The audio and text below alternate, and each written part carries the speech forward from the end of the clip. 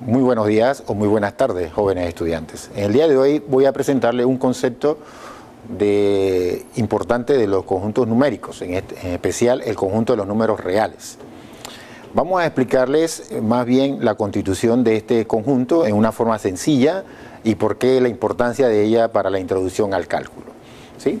Nosotros en primera instancia vamos a ver que con respecto a los conjuntos numéricos, el primero que nosotros conocemos o que trabajamos dentro de las escuelas primarias sería el conjunto de los números naturales. ¿Sí? Este conjunto está formado o denominado con la letra n y está formado por los elementos 1, 2, 3, 4 en forma indefinida.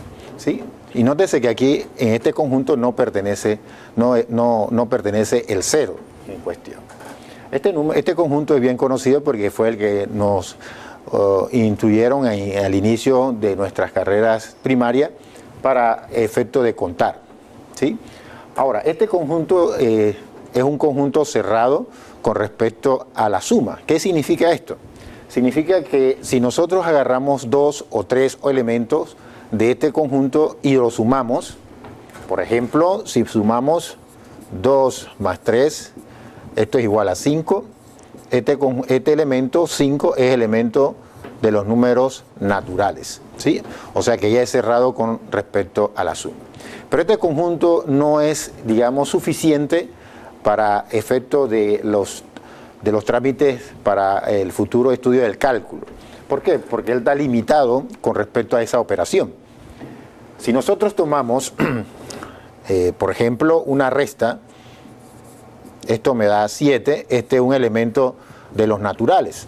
Pero aquí el binuendo tiene que ser superior al sustraendo. En este caso, si hago lo inverso, por ejemplo, en este caso esto me da menos 4, pero esto ya no pertenece al conjunto de los números naturales. ¿Sí? ¿Por qué? Porque es un número negativo. Entonces, para ampliar el concepto o ampliar la necesidad de que estas operaciones estén dentro de ese conjunto, nosotros hablamos de otro conjunto más grande, que es el conjunto de los números enteros. Y lo denotamos con la letra Z. ¿Sí? Este conjunto está formado básicamente con los números negativos. Por ejemplo,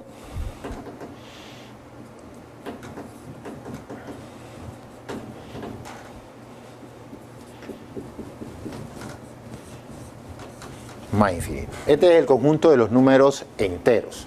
Este conjunto tiene la característica que tiene los números naturales negativos, los números naturales positivos y tiene un elemento neutro.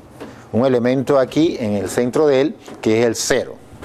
Así que yo puedo denotar que este conjunto está formado por los naturales unido con el elemento neutro, con el 0, unido con los naturales positivos. ¿Sí? Bien, este conjunto tiene la caracterización de que cuando yo tomo la suma o la resta, cualquier elemento que yo haga o haga con esta operación siempre va a estar en ese conjunto. Por ejemplo, si tomamos menos 6, menos 4, esto me da menos 10. Este sigue estando dentro del conjunto de los números enteros. ¿Sí? Al igual, por ejemplo, si tengo más 10, menos 5, esto me da más 5 y sigue estando en el conjunto de los números enteros. ¿Sí? O sea que él es cerrado con respecto a la resta, a la suma, incluyendo la multiplicación. Sin embargo, este conjunto adolece también, al igual que el anterior, de una operación. Por ejemplo, el de la división. Si yo tomo, por ejemplo, menos 20 entre más 4, esto me da menos 5 y esto sigue estando dentro de los números enteros. Pero si tomo menos 10 entre más 3, esto me va a dar menos 3, un tercio. Por lo tanto, este número no está descrito o no pertenece al conjunto. ¿Sí? Porque este conjunto son todos los números enteros. Ahora, significa que para la división está limitada. Así que lo que vamos a hacer es presentar un conjunto que también contenga o que pueda resolverse las operaciones anteriores más la división. En este caso vamos a contemplar entonces a un conjunto mayor que se denomina el conjunto de los números racionales. Y este conjunto lo vamos a denotar con la letra Q. ¿Sí? Y lo definimos o se define como el conjunto de las X tales que X se puede escribir como un cociente AB con A y B elementos de los enteros y B distinto de 0. ¿Qué quiere decir esto? Que bueno, el conjunto de los números racionales lo vamos a definir como todos los números o el conjunto de todos los números que se pueden escribir como fracción, ¿sí? O como un cociente. Ahora, surge la inquietud entonces preguntarnos nosotros si todos los números que conocemos nosotros se pueden escribir como tal, o sea, como fracción. Bueno, podemos empezar con los números que probablemente tienen ciertas características especiales, que son los decimales. En este caso podemos preguntarnos, bueno, si yo tengo 0.2, este 0.2 yo lo pudiera escribir como fracción. En efecto, esto se puede escribir 2 sobre 10, que es lo mismo que un quinto. Y 1 es un número entero y 5 es un número entero. Por lo tanto, este es un número que racional, porque se puede escribir como fracción, ¿sí? Pero este no es la parte compleja, ¿sí? Ahora, me dirán, bueno, profesor, pero ¿por qué comenzamos con los números decimales? Bueno, porque casualmente todos los números enteros, como naturales y enteros, obviamente, ellos se pueden escribir como fracción. En el caso de ellos, todos van a tener denominador igual a 1. Por ejemplo, si yo tengo al número 5, yo lo puedo escribir 5 sobre 1. Así que lo estoy escribiendo como fracción y esto es un elemento de los números ¿qué? Racionales. Ahora, en forma intuitiva lo que hemos demostrado o lo que hemos visto es que el conjunto de los números naturales está metido o está contenido en Z, en los enteros. Sin embargo, los enteros están metidos en Q. Es decir, que yo puedo escribir en términos de conjunto esta relación. N está metido en Z y Z está metida en Q. ¿Sí? O sea que todo número natural es racional y todo número entero es racional. ¿Sí? Ok, pero veamos un poquito más el análisis. Ya vimos que si yo tengo un número decimal, yo lo puedo escribir como fracción. Pero la característica de este decimal es que este decimal tiene una cantidad finita de decimales. Es decir, que si yo tengo un número decimal con una cantidad finita, siempre se puede escribir como fracción. Dicho de otra forma, 0.001 tiene 2 decimales, yo lo puedo escribir de esta forma y este sería un número racional, ¿sí? Ahora, pero pensemos un poquito más allá. Existen números que tienen infinitos decimales y otros que tienen infinitos decimales periódicos y otros no periódicos. Es decir, nosotros conocemos fracciones que generan ese tipo de decimales. Por ejemplo, un tercio, nosotros lo podemos escribir como 0.33333 en forma infinita. Y en forma abreviada nosotros podemos escribir esto como 0.3 barra. ¿Sí? ¿Eso qué nos induce? Bueno, pero eso es porque conocemos de antemano que un tercio tiene esa característica. Tiene la característica que tiene infinitos decimales periódicos. Pero veamos un caso, o veamos el caso en que se nos presente un decimal, por ejemplo 0.21 barra, es decir, 0.21 en forma infinita. La pregunta que surge entonces es, este número tendría una representación fraccionaria o se podría escribir como una fracción. En efecto. Bueno, claro, el conocimiento es propio, entonces yo puedo decir, bueno, este número efectivamente se va a escribir como 21 sobre 99. Es decir, que es lo mismo que 7/33. Ahora, en sus calculadoras usted puede comprobar eso. Pero matemáticamente hablando, yo le puedo decir que eso surge a través de un concepto algebraico. ¿En qué forma? ¿Por qué? Porque yo podemos decir, si yo tomo y digo que sea x igual a 0.21 barra, ¿verdad? Y ahora, como este es un número que tiene 21, o sea, dos cifras decimales periódicas, yo lo que hago es multiplicar en ambos lados de la igualdad por 100. Multiplicamos esto por 100, tendríamos entonces que esto se escribe como 21 punto barra. Y recuérdense que esto significa que tiene infinitos decimales, así que multiplico por 100, lo que hago es correr el punto 2 lugares hacia la izquierda, ¿ok? Perdón, hacia la derecha. Bien, y esto nos da una especie de sistema elemental de ecuaciones. Así que yo lo que voy a hacer, como yo necesito saber, o en el fondo necesito quitar la parte infinita, que es la que realmente me puede dar cierto dolor de cabeza, yo tomaría lo siguiente.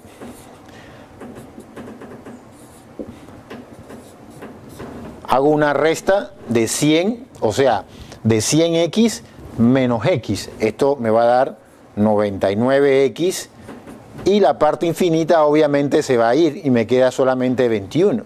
Si despejamos esto, esto me da 21 sobre 99, que es lo mismo que 7/33, ¿sí? Y de ahí es que verdaderamente surge el hecho de poder escribir un número periódico, un número con decimal periódico como fracción. Por ejemplo, ya no tendría que hacer toda la operación, sino que simplemente siempre voy a dividir por 9, por cifra de 9, de acuerdo a la cantidad de periodos que tiene el número, ¿sí? Si me dirían, bueno, profesor, tendría otro decimal en mente. Bueno, ¿qué pasa si me ponen 1.32 barra? Bueno, 1.32 barra se escribe, obviamente este sería un entero, y 32 sería 32 partido por ¿quién? Por 99, ¿sí? Sería el entero y la parte fraccionaria la escribimos de esta forma. El 1/3, o sea, 0.3, yo lo podría escribir así o también podría escribir 0.33 barra o bien también 0.33 o 333 barra. Y si lo quería transformar usando el mismo argumento, esto sería lo mismo que 333 sobre 999, que eso me va a dar igual a 1/3. O sea que simplemente si uso dos decimales divido entre 99. Si uso 1 divido entre 9. Así que esto también arroja un dato muy curioso, porque yo puedo escribir números, por ejemplo, números enteros en términos de decimales.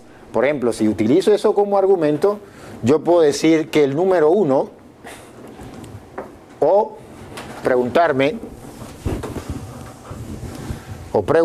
qué pasaría si yo tengo 0.9 barra, ¿sí? Este sería exactamente el número 1. ¿Por qué? Porque este sería el periodo entre 9, eso me da ¿qué? 1, ¿sí? Pero no vamos a perder de vista nuestro objetivo del día de hoy. Lo que quería era mostrarle de dónde surge entonces esta caracterización de los números que tienen infinitos decimales, pero unas cantidades periódicos, infinitos decimales periódicos. ¿Por qué? Porque ahora voy a preguntarme el complemento de esta situación. ¿Cuál sería el complemento de esta situación? Bueno, si este número, que tiene el concepto de que tiene infinitos decimales periódicos, siempre se puede escribir como fracción, entonces serían números ¿qué? Racionales. ¿Sí? Y la pregunta que nos quedaría, porque ya vimos números que tienen finita cantidad de decimales, se puede escribir como fracción, son racionales. Vimos que tiene una cantidad infinita de decimales y se pueden, infinitos decimales periódicos también se pueden escribir como fracción. Ahora, lo que nos quedaría preguntarnos, entonces hay números, existen algunos números que tengan infinitos decimales no periódicos que son racionales. Bueno, la respuesta es no, porque todo aquel número que no cumple o que no está dentro del marco que acabo de mencionar serían los números irracionales, es decir, tienen una cantidad infinita de decimales no periódicos. Esos números son muy conocidos a través de la historia, o uno muy famoso. En este caso yo voy a denotar aquellos números que no puedo escribir como fracción con la letra I, y este conjunto denotado como el conjunto de los números irracionales. Entonces, el conjunto de los números irracionales está constituido por aquellos números que no se pueden escribir como fracción. Por ejemplo, el número pi, muy famoso, el número e, también en el área científica, la raíz de 2, raíz de 11, etcétera, etcétera, etcétera. ¿Sí? Ahora, ¿cuál es la intención? Bueno, de darnos cuenta de cómo son estos conjuntos. Estos conjuntos, de alguna forma, son conjuntos numéricos muy ricos en propiedades, pero al mismo tiempo se puede considerar que son densos. ¿A qué se refiere el concepto de denso o el concepto de densidad? Bueno, al principio de la presentación nosotros hablamos del conjunto de los números naturales. Nótese que el conjunto de los números naturales, ¿verdad?, estaba constituido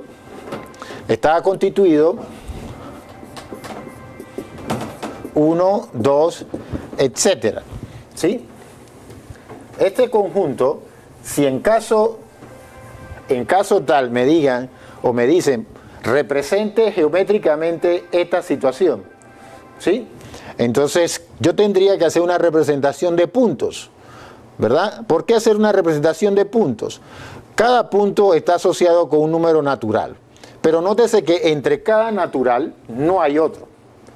Entre cada natural no existe otro natural. Así que su representación geométrica sería puntos. Sin embargo, para el conjunto de los números enteros también tendríamos algo similar. Tendríamos una cuestión de puntos, porque entre entero y entero tampoco vamos a encontrar otro entero.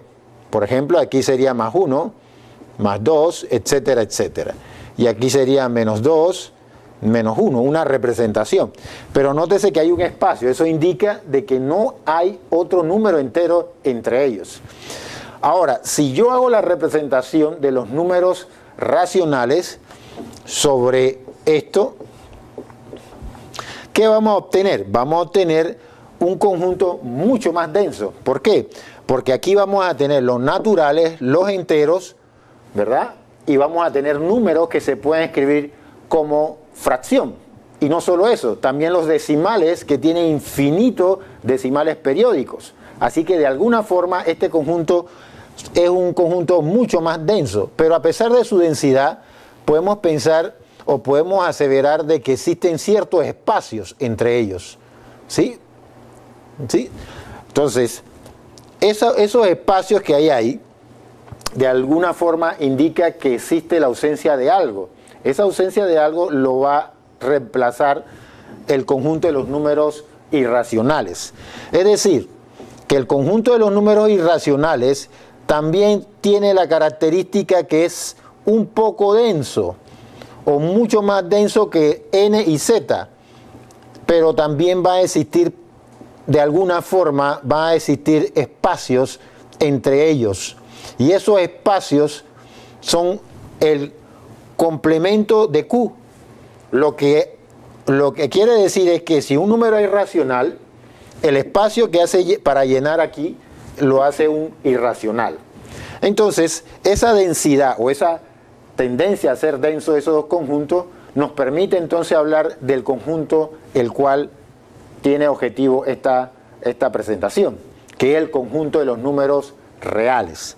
En efecto, el conjunto de los números reales es el conjunto que está formado por el conjunto de los números racionales y la unión de los conjuntos de los números irracionales.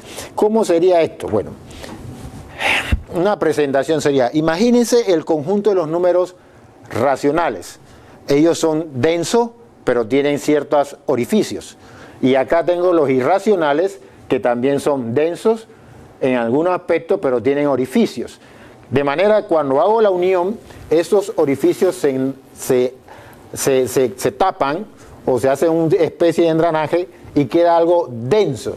Por eso, ustedes ven que nosotros los docentes hablamos sobre el conjunto de los números reales como la recta real.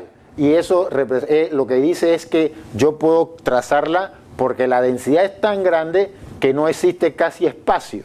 Así es que el conjunto de los números reales sí lo puedo representar con una recta que representa un conjunto denso, que no hay espacio casi para ellos, ¿sí? Y es por eso que este conjunto es de suma importancia para el estudio posterior de las funciones, porque nos vamos a dar cuenta de que lo que nosotros hacemos es distorsionar a través de las transformaciones de funciones, distorsionar al conjunto este denso y hacer lo que nosotros denominamos la gráfica de una función. Bueno, por hoy queríamos presentarle el conjunto de los números reales y en resumidas cuentas lo que podemos decir que ahora podemos conocer con más precisión lo que es el conjunto de los números reales. Podemos ver que el conjunto de los números naturales contenidos dentro de los enteros y luego contenidos en los racionales constituyen una base importante en la densidad y luego entonces los irracionales unidos con los racionales hacen nuestro conjunto de mayor importancia, que es el conjunto de los números reales. Muchas gracias.